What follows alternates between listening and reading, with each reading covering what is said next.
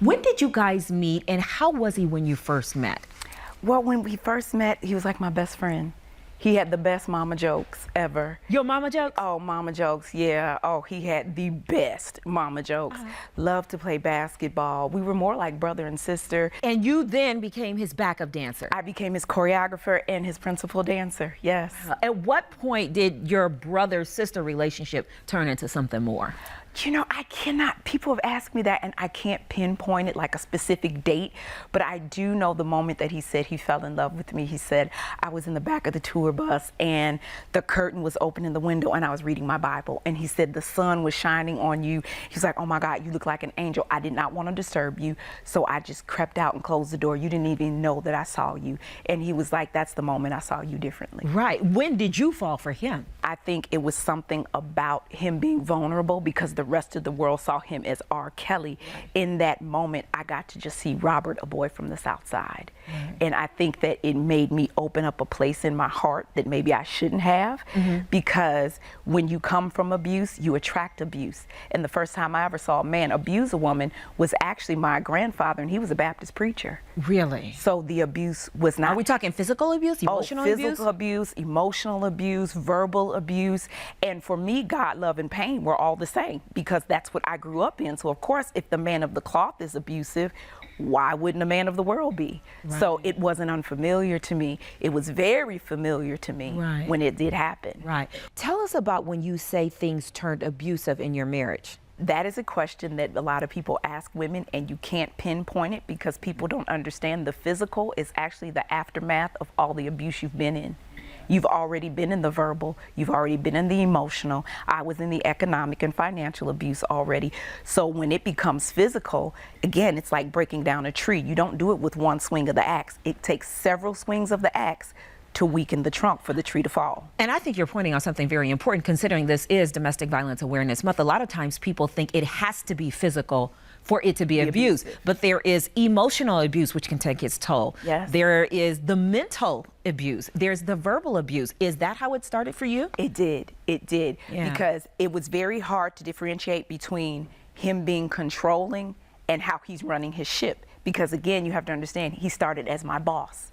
So when you're controlling and you say the dancers have to be in their room at a certain time, you're not allowed to talk to the other people on tour, you know, don't even look at, and people who know what I'm talking about, who have been on tour with me, we weren't even allowed to talk to the other dancers, the other artists. We had to stay in our dressing room. So of course, I'm like, well, this is my boss. If that's how he runs his ship, that's how he runs his ship, not knowing that that was one of the traits of him being controlling. Right. So many people are going to look at this and go, that's not R. Kelly. Yeah.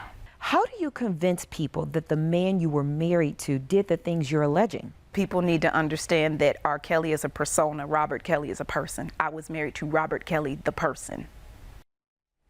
Well, we reached out to R. Kelly about his ex-wife's allegations. He had no comments. Chicago dancer Drea Kelly was married to R. Kelly for 13 years. She claims he physically abused her throughout the marriage, which ended in 2006. Here's more of my sit-down with Drea Kelly. When did you know you had to get out?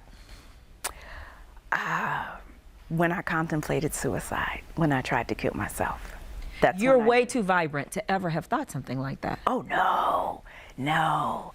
And that's what people think. They think, oh, it's for the uneducated woman. It's the poor woman who ends up doing things like that.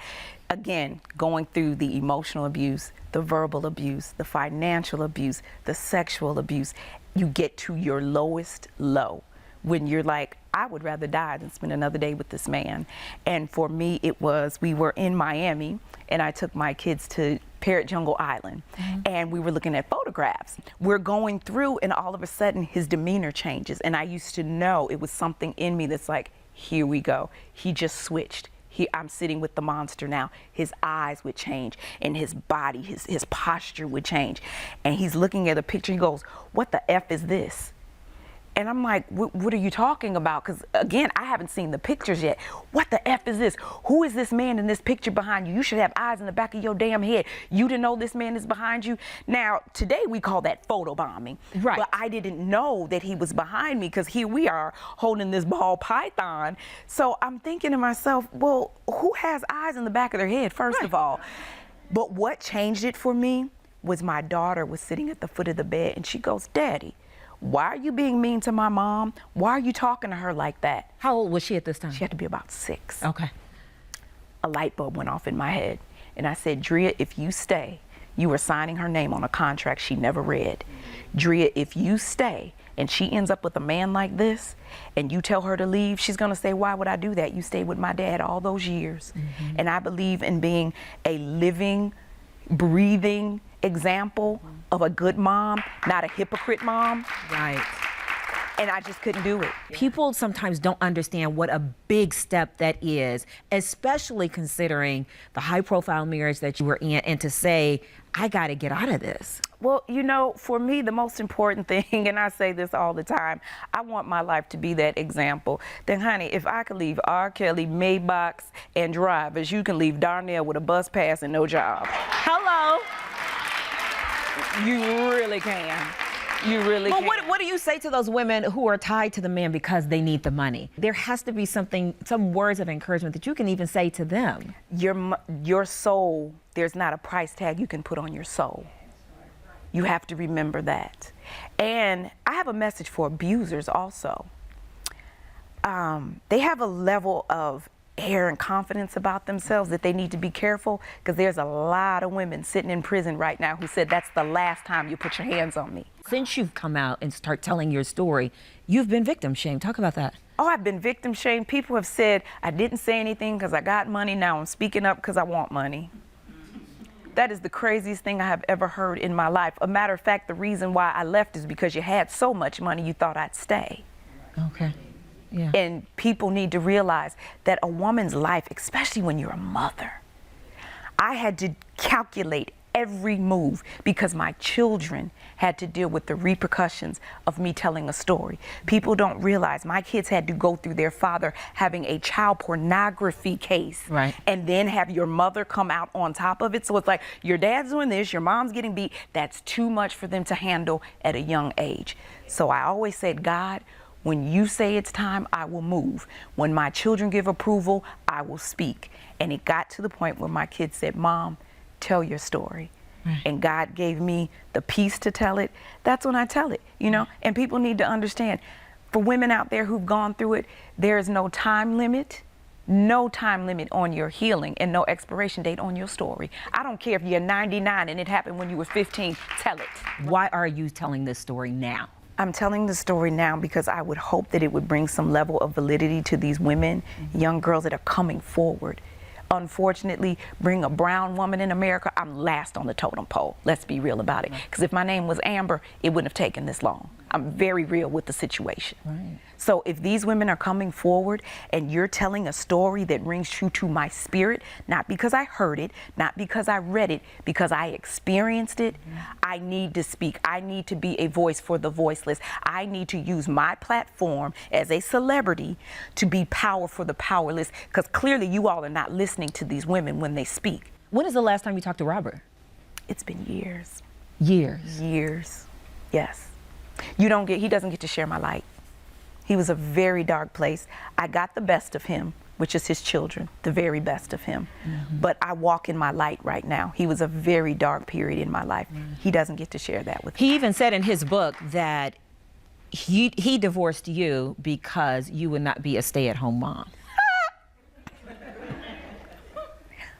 See, I'm from the South Side. Hello. We got divorced because he needed to understand I'm not your fan. I don't work for you. And there's not enough money in the world that will allow you to make me black and blue just to give me Gucci bags to say you're sorry for it later. That's why we got divorced. I threw a ring in the pond. That is very true in the book, because he did ask me, Drea, if it's not about money, if it's not about fame, throw the ring in the pond. I said, are you sure you want your answer? Are you sure? Because it has nothing to do with that. I have a God-given right to be free. I'm not your prisoner. I have a God-given right to go after my dreams just like you do. I deserve respect. I am your wife. I'm not your maid. I'm not your help. I'm not your driver. I'm not your fan. Are you sure about that? He said yes. Bloop, it went in the pond and she was gone. Just like that. Just like that. Now that part of his book is true. Now, did that set him off? What do you say would trigger R. Kelly to do the things you say he did? Oddly enough, me throwing that ring in the pond didn't. He was stunned. There were no words. That was the one time that I thought, this is going to be a doozy. He was stunned because I was done. Like, I can't do it anymore. Right.